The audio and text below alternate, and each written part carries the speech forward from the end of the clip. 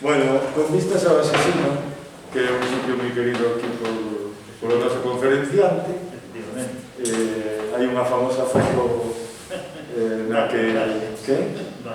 Varias, pero hai unha famosa foto na que aparece tocando a gaita nunha celebración do Asesino. Pois, nada, bromas aparte, aproveito para darlle a benvida e agradecer a súa presencia aquí. Hoxe temos a Xesús Xiralde Ribeiro, debería ser, pero bueno, os de Ribeiro cando chegan amigos se convirten en Ribeiro e pasan estas cosas que, bueno, además de ser un bello e bon colega e amigo, pois en fin, está moi próximo, ten moito que contarnos e aproveitando que con este tempo de andazo pois mudamos os hábitos e estamos na rede e hai menos xente aquí, pois tamén aproveitamos para botar man de xente que está máis próxima e que ten moito que decir e deixamos de mirar solamente para os de fora, e miramos tamén para os da casa, como é o caso, non? Da casa literalmente. Chus, que como conocemos e me permito chamarlle, é doutor en ciencias económicas, non? É doctor en historia, efectivamente, é licenciado en economía. En historia. Pero non fixo económicas tamén? Alguén me engañara nese sentido, efectivamente. Licenciado e doutor en historia e profesor de economía, neste momento profesor titular, camiño da cátedra, imagino, porque os méritos non lle faltan. E, bueno, fixo a tese sobre un asunto fundamental do punto de vista galego, que é a súa historia, que é o sector pesqueiro, e descubriunos pois todo o que descoñecíamos máis alá da memoria, non?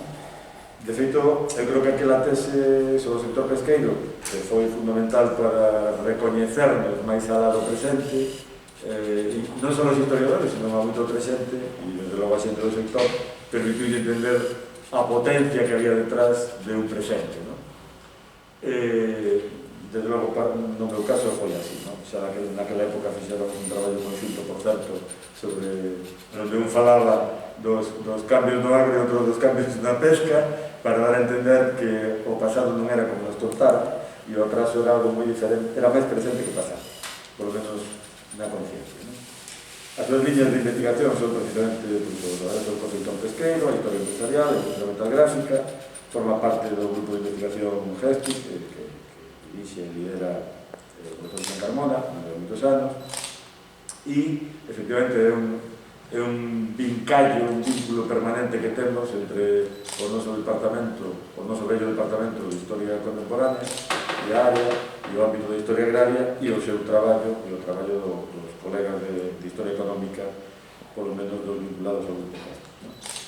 Entre os seus últimos traballos, citar o mercado internacional, o mercado nacional, o bacalao en España no primer tercio do siglo XX, que é a Historia Económica, outro traballo sobre o bacalao recente en Historia Agraria, e, bueno, digamos que o que seguiu facendo nos últimos tempos foi indo máis alá, moito máis alá daquele traballo original sobre a pesca, seguir desenvolvendo un campo de traballo que el conoce ben, pero no que tampouco ten tanta compañía.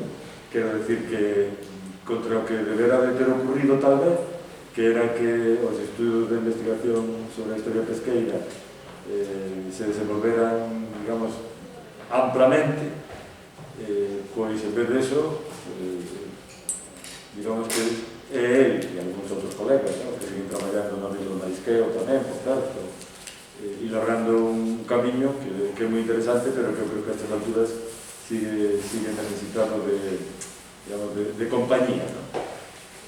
Un pouco, a mellor isto tamén sirve para que esa compañía chegue non só do ámbito da historia económica, sino tamén do ámbito da historia contemporánea, aproveitando que ele está aquí, e que interese precisamente aos nosos estudantes e aos nosos estudantes no que ten que ver co traballo sobre o mundo do mar. E sin máis, cando queiras, hoxe nos vai falar con este título, a terceira etapa da expansión da pesca española, pesca nova e cambio de modelo pesqueiro, 1960-1986, non? É que cando queiras, normalmente falamos, os nos convidados falamos 40, 45, 50 minutos, e logo nos abrazamos a preguntas. Vale. Intentarei, seguramente falarei máis, Vamos. pero, bueno, antes de nada, agradecer a vosa invitación para falar aquí, porque é algo doloroso, polo menos para mí, vir a un grupo de investigación como é Instagra, pois a falar destas cousas. Antes de empezar, gostaríame facer unha lembranza de Xosé Ramón Fernández Barreiro, o Barreiro Fernández, un mestre apreciado, non? É persoa moi apreciada. Eu penso que hai que acordarse del, polo menos eu, neste momento. En segundo, en terceiro lugar, decir que, bueno, ainda que aquí nada máis eu, a verdade é que teño unha compañeira que tamén, digamos, traballa comigo, que se chama Carmen Espido, que hoxe sentiuse un pouco cobarde e non se atreveu a vir. Bueno, e xa despois desta breve introdución, meternos xa un pouco no tema. Antes de nada, antes de entrar propiamente no que é Pescanova, temos que aclarar varias cuestións. Primeiro, varias cuestións previas, non? A primeira é que son as etapas de expansión da pesca española. As etapas de expansión da pesca española son os distintos momentos en que a flota española foi, digamos, chegando a diferentes caladoiros. Xa foron trazadas por Valentín Paz Andrade en distintas publicacións e, digamos, el estableceu tres. A primeira se daría nos anos 20, coa chegada aos bancos de África e do Gran Sol, aproximadamente cun radio de acción de 400 millas dos barcos, unha tecnoloxía de cascos de madeira, máquinas de vapor e conservación do peixe en xeo. A segunda é a chegada despois da guerra mundial os bancos de Terranova, aproximadamente entre 800 e 1000 millas, Terranova, Islandia, baixo unha tecnoloxía diferente, formas de organización diferentes, é dicir, en barcos de cascos de aceiro, motores de explosión e peixe conservado con sal, se chama en verde, para despois rematarse en grandes factorías en terra para secarse, para curarse. E a terceira etapa, que é a que nos ocupa, iniciaríase en 1961 coa chegada ao Atlántico Sur dos barcos precisamente de Pescanova. É unha nova tecnoloxía. Basicamente son arrastres por popa, tecnoloxía da congelación, procesado a bordo, redes de fibra sintética, sistemas de localización, detección, etc., posicionamento, e conservado baixo xa non en sal ou en xeo, senón conxeados, a moi baixa temperatura. Cada unha destas etapas necesita unha maior capitalización, novas formas de organización, novas estructuras sectoriais, etc. Paz Andrade o que digamos apunta é que cada etapa, cada nova etapa se inicia pola existencia, por un lado, de rendementos decrecentes moi acusados nos caladoiros tradicionais, e, por outro lado, pola existencia de masa de recursos ociosa. Isto deu lugar a unha discusión ou un debate con Domingo Quiroga, que apuntaba os dous eran técnicos da FAP en materia pesqueira, que apuntaba a necesidade de regular as pesquerías porque senón se chegaría a unha situación, digamos, de sobreexplotación dos recursos. De alguna forma, isto o apuntou Xan Carmona, aínda que non o ten escrito,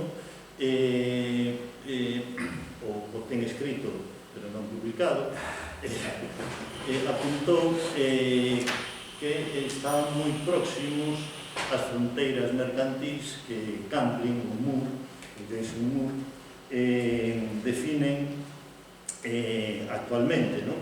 E que descansan na apropiación da natureza non capitalizada como pedestal de produtividade laboral. Con todo, existe, eu penso que unha diferencia sustancial entre as dúas, unha diferencia que eu penso que tamén é xeracional. Mentres que Paz Andrade o ve como un horizonte e, por tanto, as posibilidades de expansión da pesca ilimitadas, Campling ou Moore as ven como unha fronteira, por tanto, como unha barreira, como un límite. Eu penso que isto é importante. En todo caso,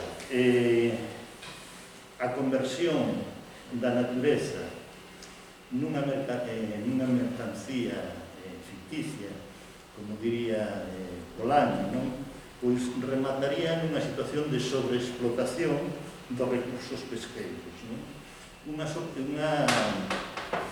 sobreexplotación dos recursos pesqueiros que con repercusións non só ambientais, non só ecolóxicas, senón tamén, é dicir, sobre a poboación, unha degradación dos ecosistemas, unha alteración radical dos ecosistemas, senón tamén sobre as persoas, sobre a sociedade e a economía, porque a sobrepesca non só afecta a capacidade de reproducción das poboacións, senón tamén directamente a todas aquelas persoas que viven da pesca. A segunda cuestión é a do modelo pesqueiro. É dicir, o modelo ata 1973 a pesca, como moitas actividades, estiveron baseadas nuns baixos custos tanto variables como fixos. A enerxía, os insumos que entran na produción pesqueira, a forza de traballo, pois estiveron, eran moi baratos, incluso o propio capital fixo que estaba, digamos, aportado mayoritariamente polos estados. E un terceiro elemento que sería clave sería a existencia do mar libre, é dicir, a non limitación sobre as poboacións a explotar. Estes factores apuntan tamén os 4 chips de Moore, os 4 insumos principais, forza de traballo, alimentos, enerxía e materias primas baratas, que asentan a natureza barata precisamente como estrategia de acumulación do capital. A terceira cuestión a considerar é o marco en que se desenvolve Pescanova. Pescanova se desenvolve en Pedra, Pescanova, que é a chamada Revolución Azul. Xunto a Revolución Verde, que está moi ben estudiada, é moi coñecida, sobre a cal temos mestres aquí que nos poderían falar moito dela, pois existe unha Revolución Azul paralela, pero máis calada. É dicir, que non se sabe moito dela, nin se fala moito dela. Unha revolución bastante, en algúns aspectos moi semellante, e que está destinada a satisfacer basicamente a demanda dos mercados mundiais dos países desenvolvidos. Dende os anos 50, os mercados mundiais de produtos pesqueiros medran dunha forma rápida en tres aspectos, en tres liñas. Por un lado, a materia prima para a industria conserveira, tanto de sardiña como, sobre todo, atún. O atún se converte na especie principal da industria conserveira. En segundo lugar, a produción de alimentos para o consumo humano, directos, que son conxeados, refrigerados ou incluso frescos, en menor medida. De especies moi variadas.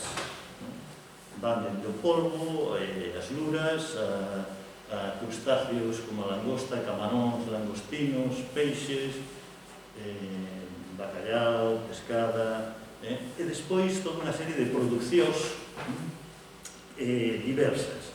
Surimi, bloques de pescado congelado, etc.